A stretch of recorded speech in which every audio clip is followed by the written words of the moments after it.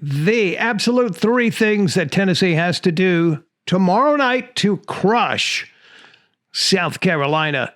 Come on in. Broadcasting live from the only establishment in town that can't kick him out. His own basement. The world according to Rocket.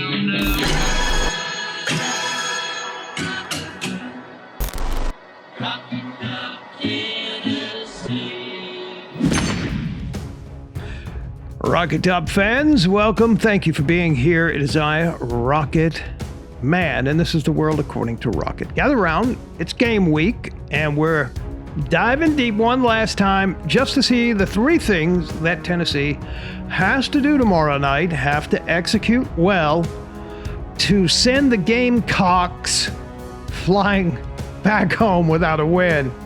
Let's kick this off. Number one thing we have to do. Run, Forrest!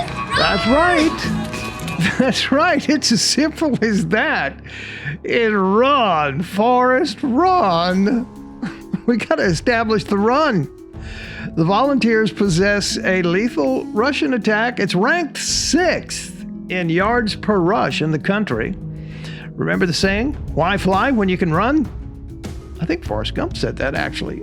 South Carolina's defense is leakier than a wobbly dam when it comes to stopping the rush, so we got to run.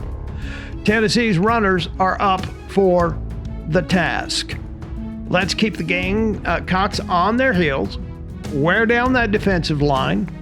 They might just be chasing shadows all night long. Number 2. Pressure makes diamonds and sacks. You see what I did there? Diamonds and sacks, pressure. Anyway. We want to make the Gamecocks quarterback, what's his name? Spencer Rattlesnake? We want to show him more orange than a sunset over the Smoky Mountains. It's just that simple. 16 times he's found his ass on the ground. In the form of a sack. And I'm hoping and expecting 4, 5, maybe 6. So come on, Coach Banks. Let's crank it up. Crank up that pressure. Make me some diamonds. And put his ass on the ground. And for South Carolina, every sack, well, is sack religious. Number 3. The 12th monster. That's you. That's you in the stadium. You know, they say it's all fair in love, war, and in football. Tennessee and South Carolina might be dancing the same dance when it comes to penalties per game and turnovers for that matter, but you know that electrifying spirit, nobody knows it better. Nobody knows it better and what that spirit is capable of creating in that venue than Nick Saban and Bryce Young and Alabama from last year. It is a magical place, and I suspect and I expect that to be the same situation tomorrow night. The 12th monster, it's you. Be ruthless. Be relentless. Be Vol Nation. It's going to be a wild ride tomorrow night. All right, you've heard the strategy. Run, Forrest, run. Pressure makes diamonds and sacks and the 12th monster. Those three things, they happen, we win the football game. And we win this football game, and a whole lot of things can change. The trajectory can change about how our season is going to go. And nothing would make me happier than for the cameras to pick up the South Carolina Gamecocks football team projectile vomiting as they leave the field after the game from hearing Rocky Top so much. I would just delight in that. Okay. One last little thing. A fellow by the name of Jesse Sewer left a message on the channel. What? Oh, Sewell. No, I like Sewer better. With a name like Sewer, you really need to be careful slinging the sewage around. That can be a messy business. He left this message on the channel today.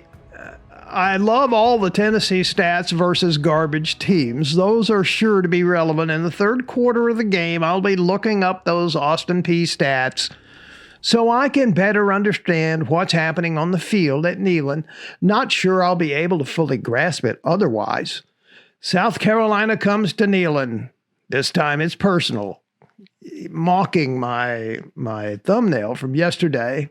And then he went on to say, Cox, 38, Vols 16. I love the South Carolina people, how they like to use the word Cox. You know, it's so adorable because I remember when I was like 12 and 13 years old and I was just learning to curse and say bad words. I know what all those college kids feel like. It's so exciting to say poopy words when you're first learning them. Right? Hey, he goes on to say this. Milton will get de-ukulele.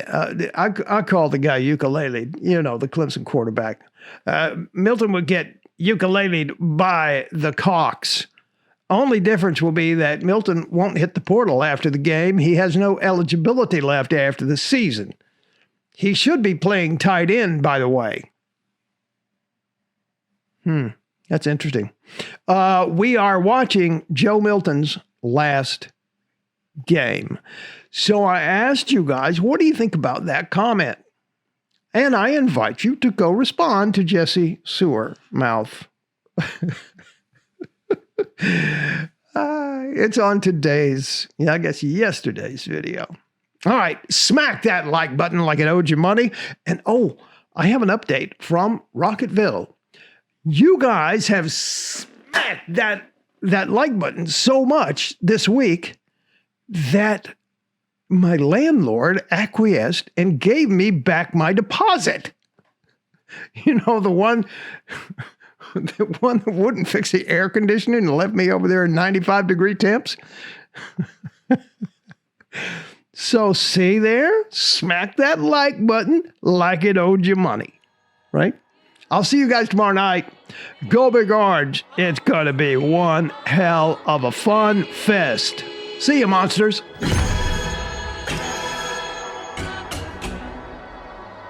Rock,